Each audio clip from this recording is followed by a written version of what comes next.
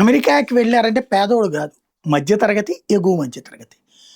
ఇప్పుడు ఇక్కడ లక్షలు అప్పు చేసి అమెరికాకి వెళ్లి చదువుకున్నాక, ఉద్యోగం నువ్వు చేయడానికి వీల్లేదంటే ఏమైపోతారు?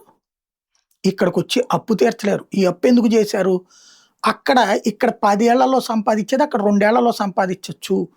తద్వారా అప్పులు తీర్చేసుకొని, ఆ పైన కొన్నేళ్ళు సంపాదించుకొని అక్కడ సెటిల్ అవ్వడం, ఇక్కడ సెటిల్ అవ్వడం అని చూసుకోవచ్చు అనుకుంటున్నారు. కానీ ఇంత చేసి అక్కడికెళ్ళాక ఇప్పుడు ట్రంప్ వచ్చినప్పటి నుంచి డిపోర్టేషన్‌లు ఒకవైపు, అలాగే కొత్త కొత్త నిబంధనలు పెట్టి చదువు అయిపోయాక ఇన్ని రోజుల్లోపు కాకపోతే నువ్వు వెళ్ళిపోవాలని చెప్తుండటం. ఉద్యోగంకి సంబంధించి ఇదివరకు ఒక హెచ్-1బీ వీసా ఉంటే చాలు.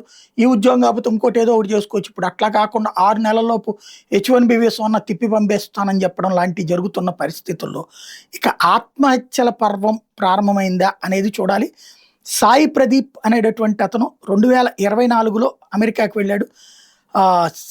శాన్ ఆంటానియో టెక్సాస్‌లో మాస్టర్స్ చేశాడు. జాబ్ కోసం సెర్చ్ చేస్తున్నాడు 4 నెలల నుంచి. ఇంతవరకు సూటబుల్ జాబ్ దొరకలేదు.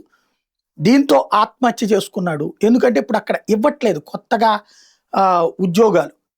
బయట వాళ్ళకి ఇవ్వడం తగ్గిచ్చేశారు. దాంతో ఇతనేమో మన దమ్మాయిగూడకు సంబంధించిన శ్రీనివాస నగర్ కాలనీకి సంబంధించిన అబ్బాయి. ఇట్లాంటియి ఇక రాబోయే రోజుల్లో పెరుగుతాయేమో అన్న ఆందోళన అయితే పెరుగుతోంది.